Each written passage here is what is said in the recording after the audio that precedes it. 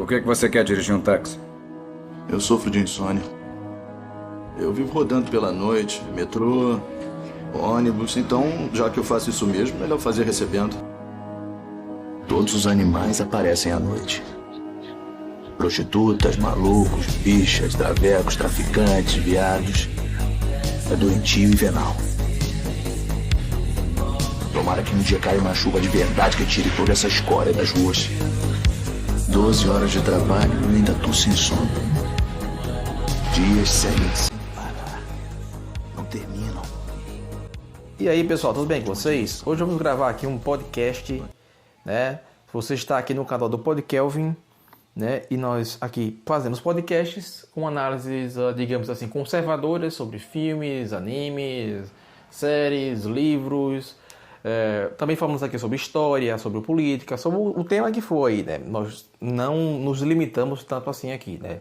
E hoje eu quero falar um pouquinho sobre esse filme aqui, Taxi Driver, que é um filme clássico aqui do Martin Scorsese. É um dos meus diretores favoritos aí. Assim, o Taxi Driver aqui, ele é aquele filme que nós poderíamos analisar de vários pontos de vista, de vários... fazer vários tipos de análise sobre o personagem, análise simbólica, né? Mas hoje eu acho que eu vou querer fazer com uma análise mais histórica, né? Eu vou trazer aqui para vocês dois historiadores bem consagrados aqui no meio da direita, que o primeiro deles é o Paul Johnson, o segundo é o Niall Ferguson. Primeiramente, né? Eu acho que existem algumas leituras muito superficiais sobre esse filme aqui. Eu vi no YouTube aqui muitas críticas extremamente superficiais sobre o Taxi Driver. O que acontece aqui, né?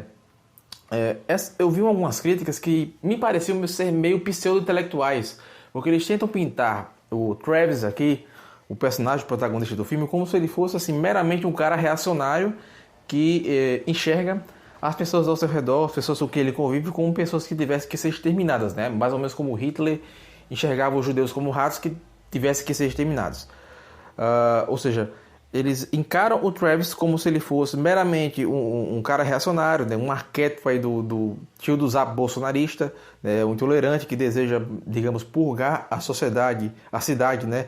De grupos minoritários que lhe parecem indesejáveis. Mas eu acho que essa visão ela é um pouco superficial sobre o Travis, inclusive é uma visão que eu acredito que não foi nem mesmo a intenção do diretor retratar o Travis assim, nesse aspecto tão superficial assim, embora que existe um lado do Travis que, de fato, o Travis ele não é um cara assim, para você dizer que ele é um cara do bem. Ele não é um cara do bem, ele é um cara perturbado sim, mas ele é muito mais do que apenas um cara reacionário que não gosta de minorias que estão sujando, digamos, entre aspas, né, a cidade. Primeiro vamos pegar aqui, porque assim, o que vai ser interessante analisarmos aqui? Porque o Travis, essa mentalidade do Travis é um reflexo, né, vai muito além, porque ele é um reflexo que representa um diagnóstico muito mais abrangente do declínio, não apenas da América, mas do Ocidente no seu conjunto. O Paul Johnson, né, ele tem um livro chamado Uma História do Povo Americano. Ele vai descrever os Estados Unidos aqui como um país muito variado, muito idealista, né, muito colorido, multirracial também, um país imensamente materialista, ao mesmo tempo que é materialista também esmagadoramente idealista, né? E ele também descreve os Estados Unidos como um país incessantemente inovador, empurrado, né? E assim, a visão do Paul Johnson sobre a moralidade americana, ela vai se ligar aqui mais ou menos com uma certa admiração que ele nutre aqui pela liberdade que o país promove aqui, né? Ou seja, essa é uma liberdade que ele segundo o Paul Johnson aqui, né? É uma liberdade que ela vai ser moldada em grande parte pela religiosidade da nação, né? E contrário a essa visão aqui, contrário a essa visão do Johnson, que é uma visão otimista, nós vamos ter essa visão do Travis Bickle, né, que é uma visão que na verdade é pessimista, né? Ou seja, o Johnson ele faz um retrato contrário ao do Travis Bickle, né? Mas vai ser interessante nós explorar esse contraste aqui, porque o que acontece, né? Travis Bickle nesse filme, né? Ele é um cara, ele se apresenta ali introspectivo, né? O Bickle ele é um veterano de guerra lá do Vietnã Ele é um cara claramente mentalmente perturbado, mentalmente instável, né? Mas ele é mentalmente perturbado e instável não por nada, não porque, sei lá, ele é mau, mas não porque, sei lá, ele é sociopata. Não, existe uma razão por trás disso aqui. Porque ele enxerga, né, essa decadência moral da sociedade americana e ele consegue enxergar nitidamente essa decadência pelas ruas de Nova York. E eu acho que assim, o Martin Scorsese, ele não economiza em nenhum momento ao tentar retratar essa decadência moral. Ele retrata essa decadência da forma mais crua possível, né? Então a narrativa de Bico aqui é uma espécie assim, de jornada muito sombria por um submundo urbano, porque ali você vê a moralidade nesse filme vai ser substituída pela lei do mais forte, né? Você vai ver que nesse filme a questão da inocência, né? Você não vê inocência nos personagens. A inocência nesse filme é um bem muito escasso. Na verdade, assim, nesse filme, eu acredito que de todos, eu acho que o mais inocente é até o próprio Travis. Ele é o mais inocente, apesar de que ele é louco, né? Mas o próprio Travis nesse filme, ele chega a ser um dos personagens mais inocentes, né? Porque ele chega a acreditar em muitas pessoas que não merecem ali o crédito dele, né? E aí, o Travis, ele vê a moralidade desse filme, ele passa a enxergar a moralidade desse filme como uma espécie de código compartilhado que sustenta a liberdade, mas também ele vai entender essa moralidade como uma luta muito solitária aí contra a corrupção que permeia a sociedade, né? Porque enquanto o Paul Johnson, o historiador aqui, ele vê a moralidade americana como um produto da liberdade, que também vai ser guiada pela fé, o Travis Bickle não, ele vai ter uma visão pessimista, né? Porque ele vai enxergar essa moralidade como um campo de batalha que é muito solitário, né? E contrariamente aqui, a visão do Paul Johnson, percebemos então que o Bickle ele tem uma certa moralidade tempestuosa e ele vai mostrar aqui um outro lado da moeda, né? Porque basicamente ele é ali um ex-marine, né? Ele é um cara que tem baixa escolaridade, ele é um cara que não tem muita expectativa de futuro, é um cara que também não consegue nem dormir inicialmente ali no filme, né? Inclusive ele aceita esse emprego no táxi por causa disso aí, né? Então ele é o inverso do sonho americano, né? Ele é o inverso, e aqui no Brasil inclusive nós temos também, né? Já comentando isso aqui em outros vídeos, aqui no Brasil existe uma espécie de sonho brasileiro, né? Sonho brasileiro do pessoal que matriculou filhos em colégios particulares, né? Para fazerem faculdades aí, né? E aí passam-se 15 anos, os filhos estão todos trabalhando aí em McDonald's, né? Todo mundo formado, mas trabalhando em subempregos, né? Inclusive dizem, né, que daqui a uns 10 anos também vai ser fácil de você perceber também o fenômeno do médico Uber, né? Isso aí já está chegando em alguns países, né? Então, o que acontece? Pessoal, aí, o Travis, ele é um cara que lutou na Guerra do Vietnã, né? Ele acreditou no sonho americano, mas ele se desiludiu com o sonho americano, né? E você vê ali um personagem que é solitário, né? É um cara que é isolado do mundo real, isolado das pessoas também, da convivência das pessoas do mundo real, né? Ele é um cara cheio de cicatrizes da guerra em que ele participou. Inclusive até dizem que existe, né, especulações aí, será que ele de fato participou de guerras, né? Porque o filme não deixa isso exatamente muito claro, mas o grande problema é que parece que o livro deixa isso mais claro aí, né? Pelo que eu entendi, né? Pelo que comentaram por aí, né? O livro deixa mais claro que de fato ele é um ex-marine, né? Mas é o que acontece, né? O Travis, nesse filme, ele tenta salvar uma jovem prostituta das garras dos seus exploradores aí. Isso acontece mais ali pro final, né? E quando ele tenta fazer isso, ele desencadeia uma explosão de violência, né? Que essa explosão de violência, para mim, é tanto uma busca por justiça pessoal quanto uma espécie de grito de desespero contra essa corrupção que ele vê ao seu redor, né? E aí, o que acontece? Nós acabamos adentrando aqui nos domínios da obra do Martin Scorsese, onde nós vemos aqui que o Taxi Driver, né? No Taxi Driver nós temos uma Nova York que ela vai ser dessa forma, né? Uma Nova York sombria, né? Uma Nova York sem cor, né? As cores de Nova York elas foram sugadas, elas foram substituídas por uma espécie assim de paleta de decadência, né? E os personagens que nós vemos aqui, né? Os personagens que habitam esse cenário, para mim eles não são assim só caricaturas do que seria Nova York daquela época, né? Mas é mais ou menos aí uma representação bastante crua dessa realidade social, né, que vai se alinhar mais aqui com a visão do Niall Ferguson do que com a visão do Paul Johnson. Né? A Nova York do Martin Scorsese aqui, para mim, ela aparece aqui até mesmo como um personagem em si, né? E porque assim você vê becos escuros, né? Você vê veias, você vê assim uma clara representação de uma sociedade que está em declínio ali, né? Então assim, isso não é só apenas uma questão assim que o Travis ele é doente, né? O Travis ele é, sei lá, ele é um cara louco e ele enxerga a sociedade daquele jeito porque ele é um doente, ele é um reacionário. Não é apenas isso aí, pessoal. De fato, o Martin Scorsese ele retrata no filme a sociedade esses aspectos aí de decadência, assim, ele retrata de forma muito vívida isso aí, né? Inclusive assim, até para quem, por exemplo, já chegou a trabalhar em serviços noturnos aí, né? Guarda, polícia, né? Eu por exemplo, eu trabalhei de polícia, né? Em serviço noturno.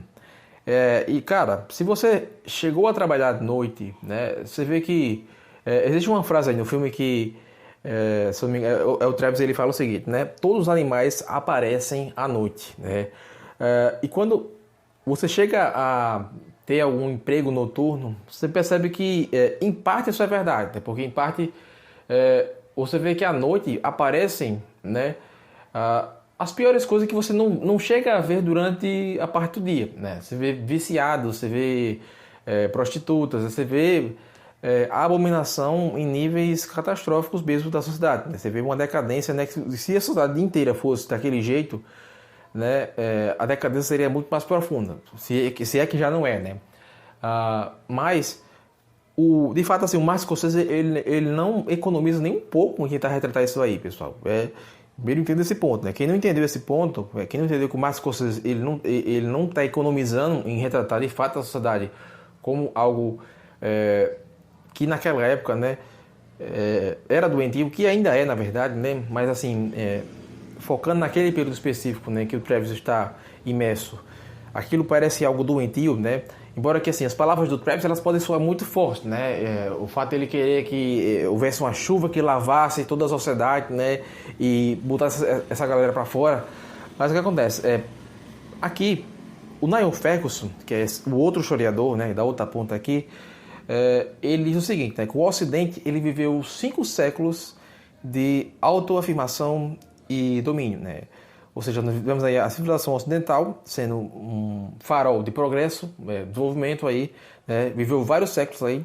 Só que assim, o que acontece, né? Esse período áureo do Ocidente acabou caindo, né? Acabou sofrendo um baque aí. Porque demos lugar aqui a um período, né? Em que houve muitos questionamentos, muitas incertezas, muitas guerras mundiais, né?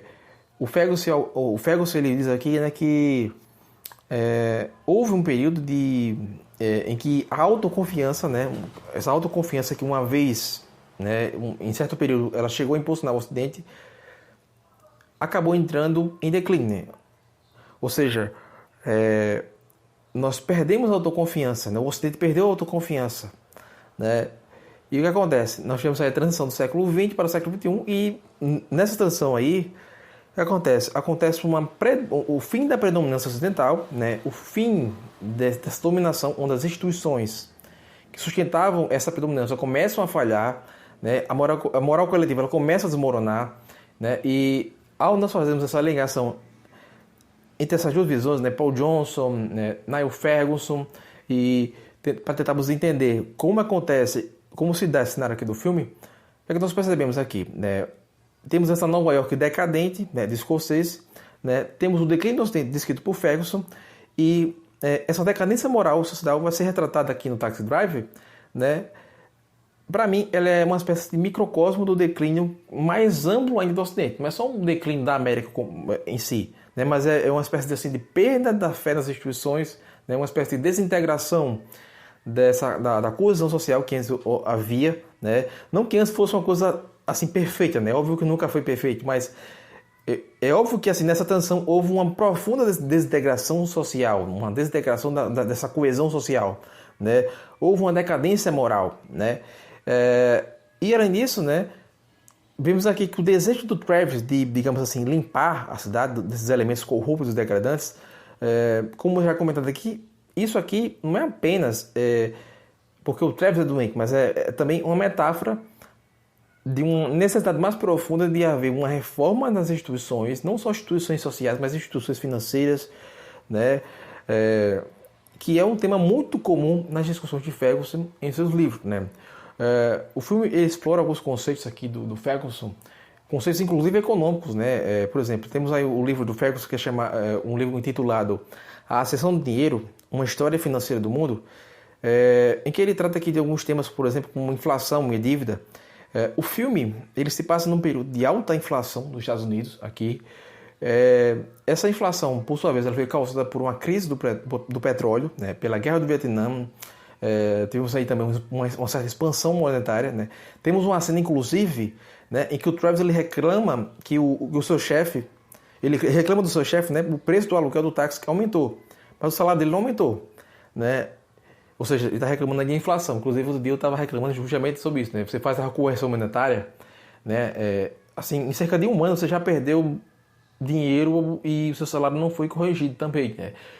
Desde que eu entrei na polícia, por exemplo, o meu salário não houve uma correção monetária que deixasse ele num valor aceitável para os dias de hoje, né? Ou seja, eu estou ganhando mais ou menos aí R$1.000 a menos do que eu deveria estar ganhando se houvesse correção monetária, né? Então, isso acontece aqui no filme. Você vê o Travis reclamando disso aí, né? Noutra cena, você vê também que ele tenta comprar uma arma no mercado negro, mas o vendedor, ele cobra lá um preço muito alto, né? Ferguson também afirma que ele afirma, inclusive, nesse livro, que a inflação ela é como se fosse assim, uma espécie assim, de imposto invisível que reduz o valor real do dinheiro. É um imposto invisível. A inflação, além do governo ele tentar roubar através dos impostos, ele rouba através da inflação, né?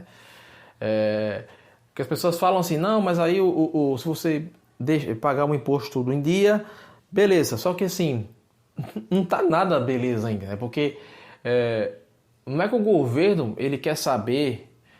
ele quer o teu dinheiro, ele quer que tu pague teu dinheiro somente nos impostos, né? Na verdade, o teu dinheiro é do governo, né?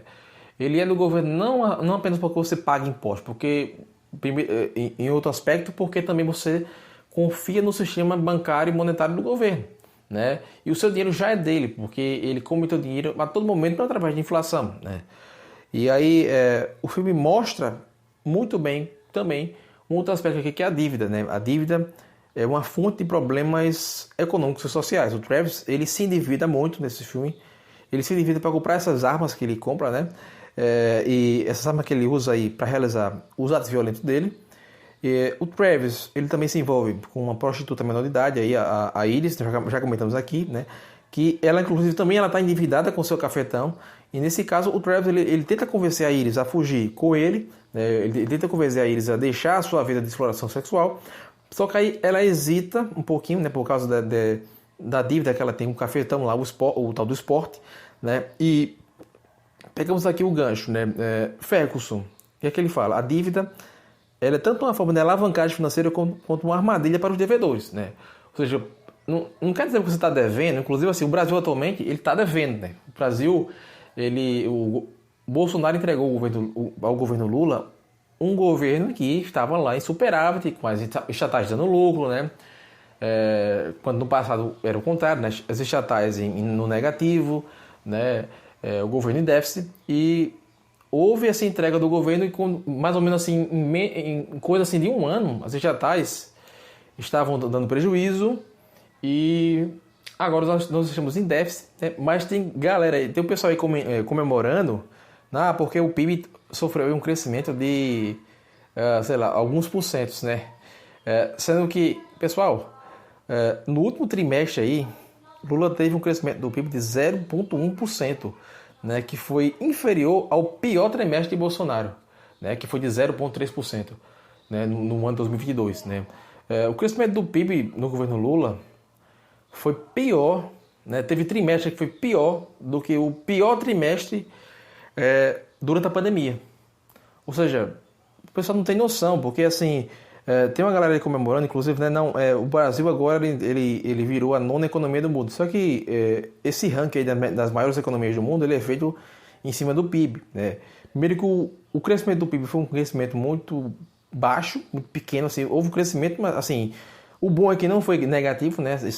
O único aspecto positivo foi esse, né? Que o PIB não regrediu, mas o crescimento foi muito pífio, né? Então, assim, não houve um mérito exatamente do Brasil, do governo do Brasil, no fato dele ter ascendido no posto ali das maiores economias do mundo, né? Porque as maiores economias, o cálculo disso aí é feito com base no PIB. Outro problema é que o PIB, aqui no Brasil, uma grande parte dele é inflação, porque assim, o PIB ele não é medida certa de riqueza, né? O que acontece? A riqueza aqui no Brasil, ela não é medida apenas pelo PIB, né? Inclusive o PIB ele pode inflar um resultado, né?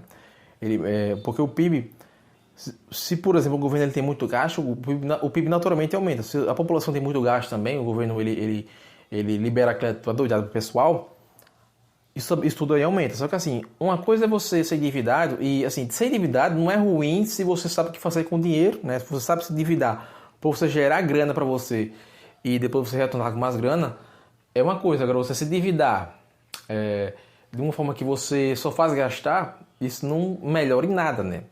E um outro problema é que aqui no Brasil mesmo, a dívida ela está de uma forma que o Brasil ele não está, de certa forma, assim, crescendo para compensar essa dívida, né? Ou seja, eles estão se endividando, mas não está havendo na contraparte um crescimento que seja proporcional e que possa pagar na frente aquela dívida. Não está havendo isso aqui. Na verdade, o que está acontecendo é que os investidores estão saindo do país, né? O que é um problema muito maior. Mas enfim, voltamos aqui para o Taxi Drive, né? O Travis, ele também ele se envolve com essa prostituta, ela também está endividada ali, né? Temos também a figura da Betsy. A Betsy no Taxi Drive aqui, né, nesse cenário desse filme, né? Inclusive, assim, eu acho que a figura da Betsy aqui seria uma figura para o pessoal da Red Pill aí gravar algum vídeo aí, né? Para analisar bem essa questão aqui da relação entre o Travis e a Betsy, porque eu acho que caberia uma análise meio Red Pill sobre isso aqui. Mas a Betsy, ela é retratada nesse filme como uma espécie de feminista da segunda onda, né? Porque, por exemplo, nós pegamos aqui as ideias do Paul Johnson sobre o feminismo. O Paul Johnson ele tem uma visão muito crítica sobre o feminismo, né? Sobre esse idealismo feminista.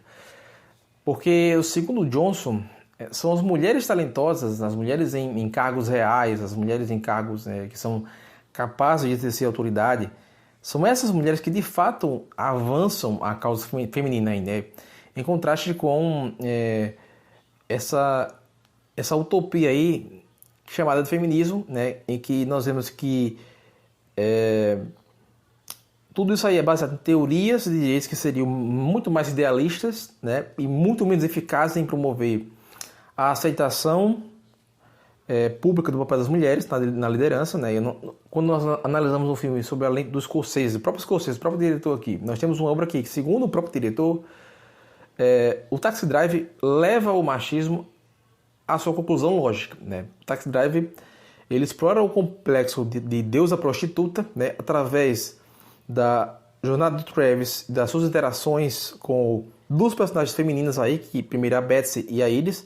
Nós vemos que a Iris ela é um personagem ali menor de idade, né, que está vendendo sua inocência para o próximo cliente sempre, né, mas não é apenas essa condição da Iris que fala da decadência, né, é o ambiente da Iris que está totalmente imerso na decadência, né. Você vê que os homens que exploram são decadentes, a sociedade que ignora elas é decadente, né. Você vê que, assim, Iris é uma jovem que parece estar muito perdida nessa vastidão, nessa imoralidade humana no filme, né? É como se ela fosse uma flor delicada que foi pisoteada ali, na lama, né? E você vê lá nos momentos finais do filme, né? Uma das melhores sequências do cinema, né? O Travis, em busca por uma espécie de redenção, uma espécie de propósito, ele é atraído para um ato de violência ali, né? Que vai culminar na tentativa de assassinato de um candidato político, né? E depois disso aí, ele vai também ir no outro atentado que vai culminar nessa carnificina brutal para tentar resgatar a Iris, né? E nessa sequência final, para mim, é uma das melhores sequências do cinema, né? E essas ações do Travis aí são ações muito impulsivas, violentas, né? E de certo modo, né, a sua maneira, o Travis nessa sequência final ele também foi de certa forma heróico, né? Embora que ele tivesse tomado aí atitudes tragicamente equivocadas, né, no seu entendimento, né? Ele tem logicamente um entendimento deturpado durante o filme dos acontecimentos, mas ele tem um entendimento que é mais consistente assim do ponto de vista moral e do que é justiça, né? Ele não está errado exatamente do ponto de vista do que é moral e justiça, mas ele está errado na forma de interpretar os fatos, né? O Travis, obviamente que ele não é uma pessoa com um entendimento correto dos fatos e das circunstâncias, mas ele tem um entendimento correto da decadência, né, moral da América nesse estágio que ela se encontrava, né? Então eu acho que é isso aí, pessoal, né, que tivemos a falar sobre Taxi Driver, né? Espero que vocês tenham gostado do vídeo aí, né? Curtam, compartilhem se gostou e me ajudem aí com os próximos vídeos, né? Compartilhem, né? Curtam, quanto mais vocês contribuem, né? Indica o canal para os amigos, né? Me indica o meu canal em outros canais aí.